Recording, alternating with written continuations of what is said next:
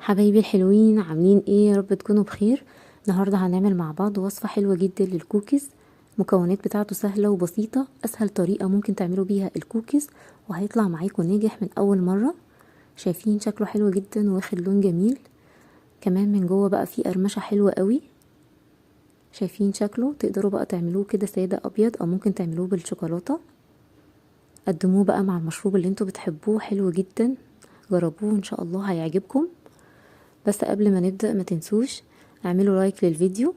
لو انتوا لسه مشتركتوش في القناة يا ريت تشتركوا، وكمان فعلوا الجرس عشان يوصل لكم كل الفيديوهات الجديدة اول ما انزلها.